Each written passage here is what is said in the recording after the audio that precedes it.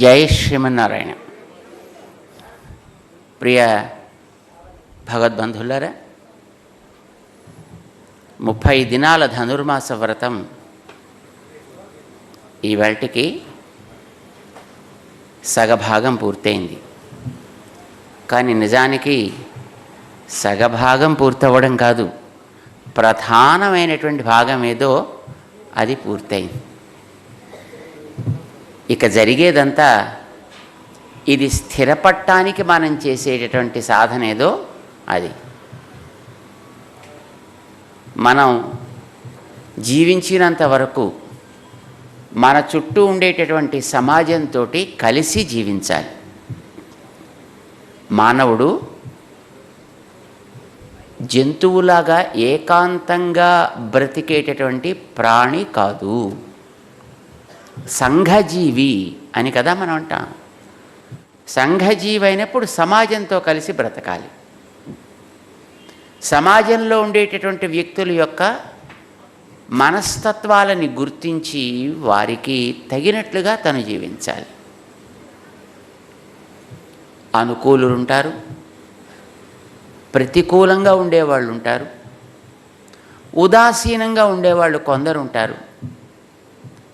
ప్యాసివ్గా ఉండేవాళ్ళతోటి నువ్వు ఎట్లా జీవించాలి, అనుకూలంగా ఉండేవారితోటి నువ్వు ఎట్లా సహజీవనం సాగించాలి, వ్యతిరేకంగా ఉండే వాళ్ళతోటి నువ్వు ఏ విధమైనటువంటి ప్రవృత్తి కలిగి ఉండాలి. ఇది మనకి తెలియకపోతే మన జీవితాన్ని దుర్భరం చేసుకుంటాం. మనము బాధపడుతూనే బతుకుతాం, పక్క వాళ్ళని బాధ పెడుతూ బతుకుతాం. మనిషి అవగాహన కలిగి జీవించాల్సినటువంటి ప్రాణి. అందుకోసమని సమాజంతో కలిసి జీవించడం ఎలా అనేది చెప్పడం మన గోదాదేవి యొక్క ధనుర్మాస వ్రతపు లక్ష్యం. సాధారణంగా మేము ఎప్పుడు మన వాళ్ళని అడుగుతూ ఉంటామండి, ఒక ప్రశ్న అన్నమాట, మనిషి అంటే ఏంటి? ఆవు అంటే తెలుసును కదా మీకు అందరికీ. ఎంతమంది తెలుసు ఆవు అంటే? రైట్, బాగుంది, చాలా. ఏం చెప్పండి ఆవు అంటే? గోమాత. అబ్బా, ఎంత బాగా చెప్పండి. ఆవు అంటే గోమాత. అరే పిల్లి అంటే ఏమిటిరా? పిల్లి అంటే బిల్లి. బిల్లి అంటే క్యాట్. క్యాట్ అంటే పూனை. అరే ఏం తెలిసిందే నీకు గోమాత అంటే? నాకు గోవే తెలియలేదు, ఇంకా నువ్వు గోమాత కూడా చేర్చి చెప్పావు. నువ్వు అసలు ఒక పదమే తెలియకపోతే 2 పదాలు చేరిస్తే ఏం తెలుస్తుందా నాకు?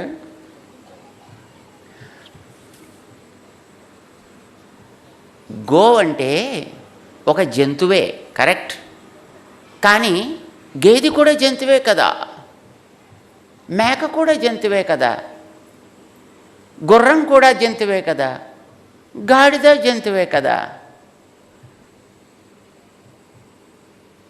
ఎలా గుర్తిస్తాం ఆవుని? దాని యొక్క లక్షణాలని గుర్తించి ఇది ఆవు అని మనం ఒకదాన్ని చెప్తాం. ఏమా లక్షణాలు అంటే, మెడ క్రింద వ్రేలాడేటటువంటి ఒక చర్మం ఉండాలి. అయితే అది తొండకు కూడా ఉంటుంది. తొండకు కూడా ఇలా ఇలా ఇలా అంటూ ఉంటుంది కదండి. అన్నప్పుడు ఆ మెడ కింద ఇలా వేలాడుతూ ఉంటుంది. అది ఒక్కటి ఉంటే చాలదు, దాంతోపాటు వెనకాతలకు మూపురం ఉండాలి.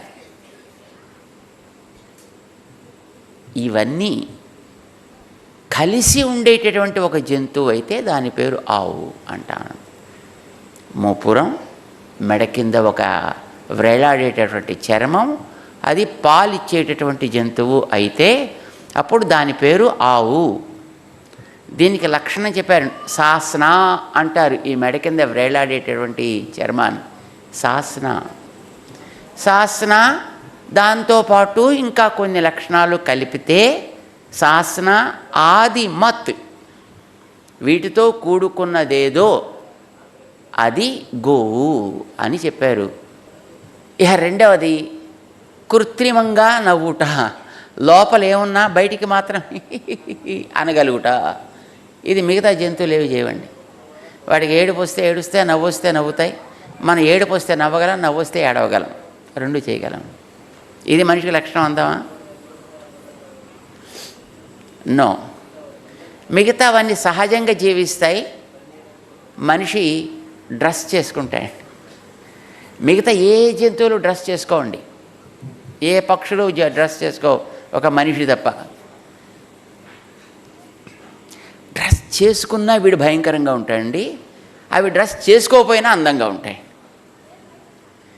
మనిషి చేతిలో పడితే వీడు దానికి డ్రెస్ చేస్తే చెప్పలేం. ఇప్పుడు కోతులను పట్టుకుని మన వాళ్ళు దానికి డ్రెస్ చేస్తారు, ఇంకో జంతువు దానికి ఒక డ్రెస్ వేస్తాడు. మన చేతుల్లో పడ్డాక ప్రతి దానిపైన ఇంతే సంగతులు అనుకోండి. ఇది మనిషి లక్షణం అందామా? కాదు. మనిషికంటూ ఒక లక్షణం ఉంది అని మన శాస్త్రకారులు చెప్పారండి. అదేంటో తెలుసిన? మనస్ అనే ఒక పరికరాన్ని వాడగలుగుట. ఈ మనస్సు అనే పరికరాన్ని మిగతా జంతువులు వాడవు. వాటిల్లో శారీరకమైనటువంటి స్పందన, ప్రతిస్పందన ఉంటాయి. శారీరకమే. వాటికి ఫిజికల్గా రకరకాలైనటువంటి యాక్షన్స్ అండ్ రియాక్షన్స్ ఉంటాయి. మనస్సు అనేది వాటికి పనిచేయదండి. మనిషి ఒక్కడికే మనస్సు అనేటటువంటి ఒక పరికరం ఉంది. దాన్ని వాడుకోవడానికి తగినటువంటి అవకాశం కూడా ఉంది. అయితే కొందరు ప్రాణులకి ఆ మనస్సును వాడేటటువంటి ఇష్టం ఉండదండి. అలాంటి వాళ్ళు కూడా కొన్ని రకాల జీవజాతులు ఉన్నాయి మనుషుల్లోనే. మానవులు అని మనం ఆకారం బట్టి చూసేటటువంటి వాళ్ళలో కూడా మనస్సు అనేది వాడటం చేతకాని ప్రాణులు కూడా ఉన్నాయి. లేదు వాటిని వాడడం ఇష్టం లేని ప్రాణులు అని అందాం మనం.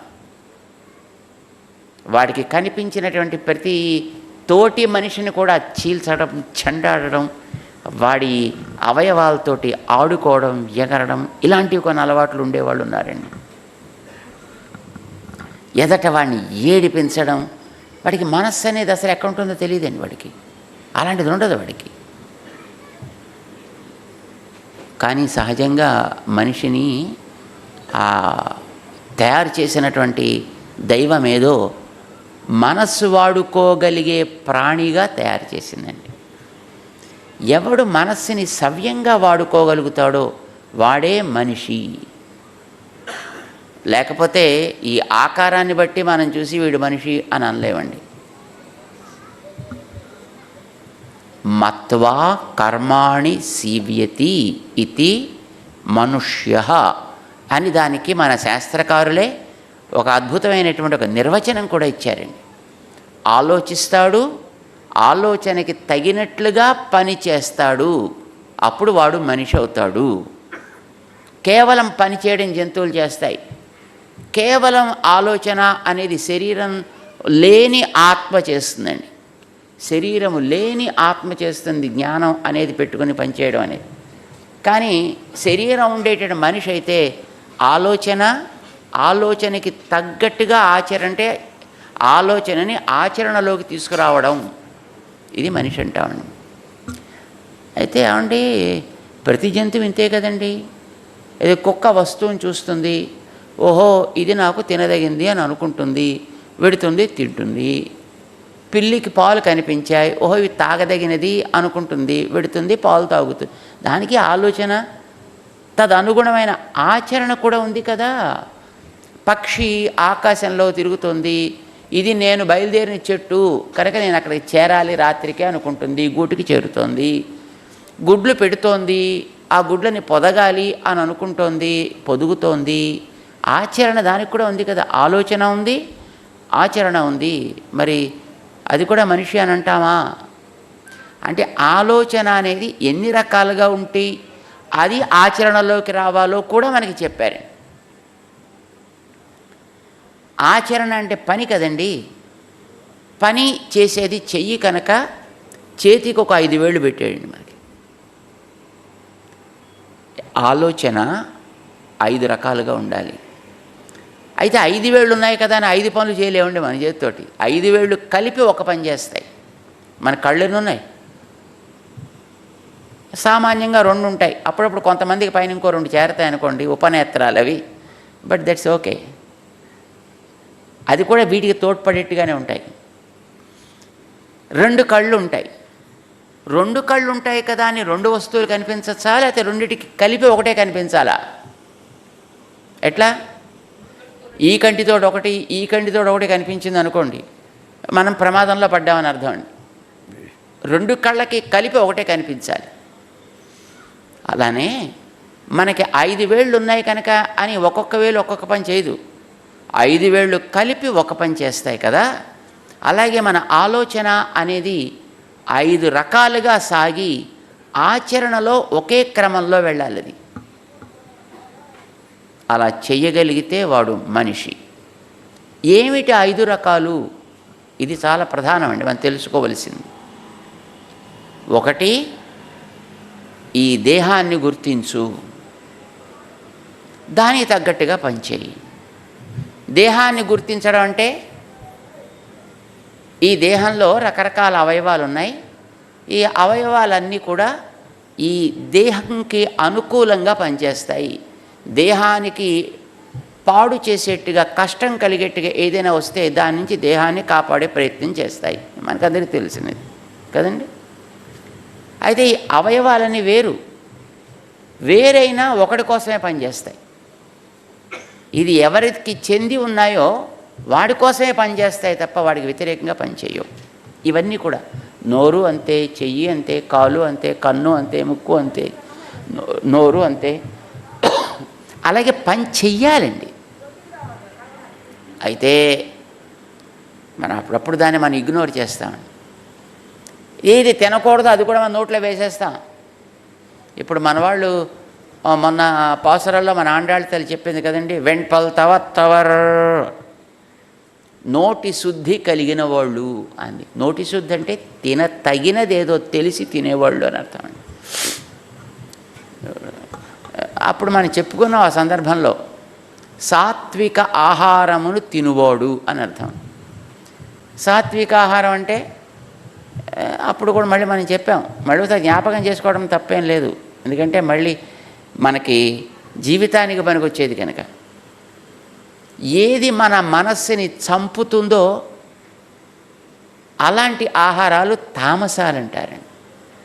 ఏది మన మనస్సుని డైవర్ట్ చేస్తుందో, బలహీనపరుస్తుందో అలాంటి ఆహారాన్ని రాజసాలంటారు.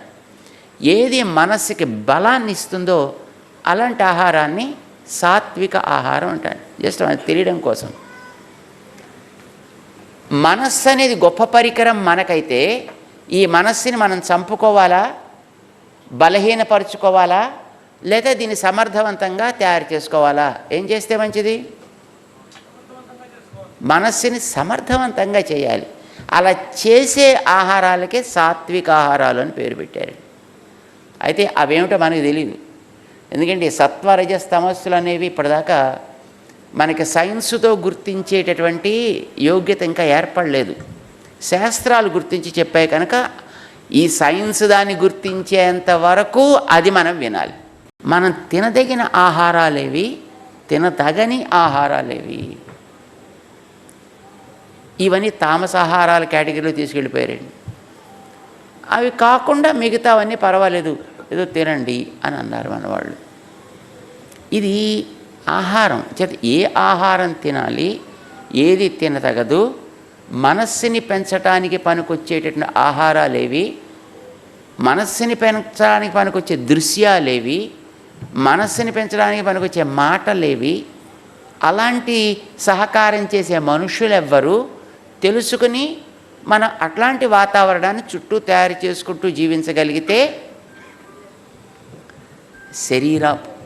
శరీరం వరకు అవగాహన కలిగినట్లు.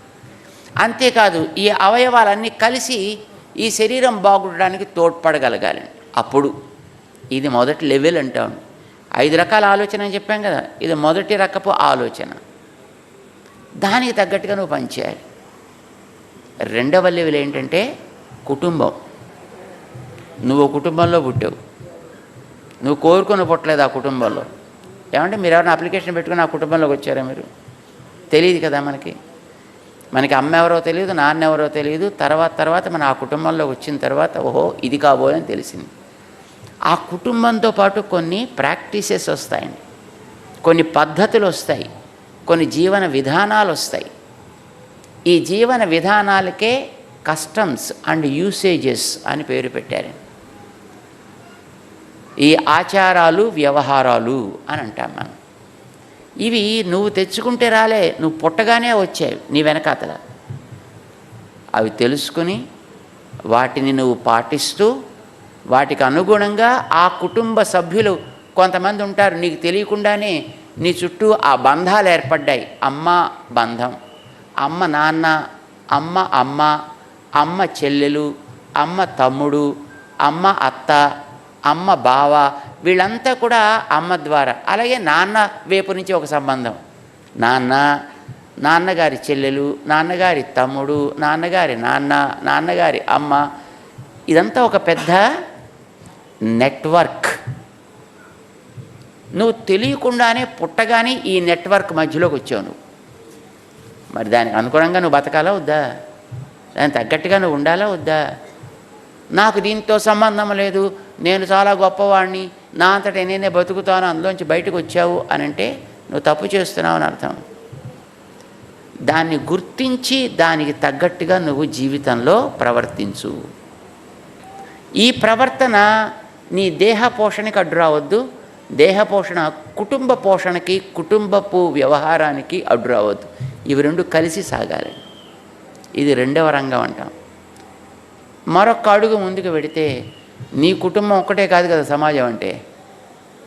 సమాజంలో కొన్ని కోట్ల కుటుంబాలు ఉన్నాయి. మనుషుల్లోనే కొన్ని రకరకాలైనటువంటి రంగులుండే మనుషులు ఉన్నారు, వృత్తులుండే మనుషులు ఉన్నారు, వ్యాపారాలు ఉండే మనుషులు ఉన్నారు, పనులు చేసేటువంటి వ్యక్తులు కదా. వీళ్ళందరిలో నువ్వు కూడా ఒకడివి. సో మనం చేసేటటువంటి సామాజిక జీవనం కూడా అట్లానే ఉండాలి. సామాజిక జీవనంలో కూడా నువ్వు నీ కుటుంబపు ప్రవృత్తి సమాజం యొక్క ప్రవృత్తికి విరుద్ధంగా ఉండకూడదు. అలాని సమాజం కోసం నీకు పరంపరగా వచ్చినటువంటి వ్యవహార ఆచారాల్ని నువ్వు నాశనం చేసుకోకూడదు, వదిలేయకూడదు. ఇది మూడవ రంగం. ఈ మూడు రంగాలకి కలిసి నువ్వు చేసే పని సాగాలి. పని ఒకటే, కానీ ఇన్నిటిని వెనకాతల పెట్టుకుని వాటికి పరస్పరము ఒకదానికొకటి ఇబ్బందికరం కాకుండా నీ ఆచారాన్ని, నీ యాక్టివిటీని, నీ వ్యవహారాన్ని నువ్వు సరి చేసుకోవాలి. దానికి తగ్గట్టుగా చుట్టూ ఉండేదాన్ని కూడా నువ్వు తోడ్పడాలి. ఇది మూడవ రంగం అండి. మొదటిది దేహం, రెండవది కుటుంబం, మూడవది సమాజం. అయితే ఈ సమాజంలో మన చుట్టూ చూసేటటువంటి సమాజంలో మనిషి ఒక్కడే ప్రాణి బతుకుతున్నాడా? మనిషి వల్లే మనిషి బతుకుతున్నాడా? లేదు. మనతో పాటు వేరు జాతులు కూడా ఉన్నాయి. జంతువులున్నాయి, పక్షులున్నాయి, క్రిములున్నాయి, కీటకాలున్నాయి, చెట్లున్నాయి, కొండలున్నాయి, నదులున్నాయి, ఇవన్నీ ఉన్నాయి కదా. వీటితో కలిసి నువ్వు బతకాలి. వాటిని జాగ్రత్తగా ఉండాల్సిన క్రమంలో ఉంచుతూ నువ్వు బతకాలి. వాటి ఉనికి నీకు ప్రమాదకరం కాకూడదు, నీ ఉనికి వాటికి కూడా ప్రమాదకరం కాకూడదు. ఇది నాలుగవ రంగం అంటాను. కానీ ఇప్పుడు అది లేదండి మన దగ్గర. దురదృష్టం కొద్దీ మన ఉనికి మన చుట్టూ ఉండేటువంటి ప్రకృతికి హానికరంగా ఉండేట్టుగానే మనం ఉన్నాం. ఇది కూడా నువ్వు గుర్తించాలి. గుర్తించి నీ యొక్క జీవితాన్ని, నీ యొక్క ఆచరణని, నీ యొక్క వ్యవహారాన్ని నువ్వు సవరించుకోవాలి. ఈ పైన మరొక రంగం ఉందండి. అది ఈ జంతువులని, ఈ పర్యావరణాన్ని, మనని, కుటుంబాన్ని కూడా ఇలా నిలబెట్టి నడిపేటటువంటి మనకి కనిపించని ఒక అదృశ్యమైనటువంటి ఒక శక్తి, దానికే దైవము అని పేరు పెట్టారు. ఈ దైవం అనేది ఐదవ రంగం అండి. ఈ దైవం అనేది మన కంటికి ఎట్లా కనిపిస్తుంది, ఎక్కడుంటుంది, ఏం చేస్తుంది, ఎందుకు చేస్తోంది, ఎప్పుడెప్పుడు చేస్తుంది, ఇవన్నీ మన వాళ్ళు మనకి గమనించి చెప్పారు. వాటిని మనం గుర్తించి తెలుసుకొని వాటి కోసం కూడా నువ్వు కొంత పని చేయాలి, ఆలోచించాలి, ఆచరించాలి. 5 రంగాలు ఇప్పుడు మనకి. ఈ 5 రంగాలకి సంబంధించిన ఆలోచన నీలో ఉండాలి. కానీ 5 రంగాలకి సంబంధించినటువంటి ఆలోచన ఒకే రకమైన ఆచరణలోకి రావాలి తప్ప 5ంటికి 5 ఆచరణలు చేయలేం మనం. ఇప్పుడు 5 గుర్రాలు ఒక రథానికి మనం పూంచామనుకోండి, 5 వైపులకు పరిగెట్టాయంటే మన పని ఇంతే. 5 రథాలు కలిసి నీకు కావలసినటువంటి మార్గంలో ఎలా తీసుకెళ్లాలో 5 రంగాలకి సంబంధించినటువంటి ఆలోచన మనని జీవితంలో ఒక పద్ధతిలో ఆచరణ సాగేటట్టు చేయాలి.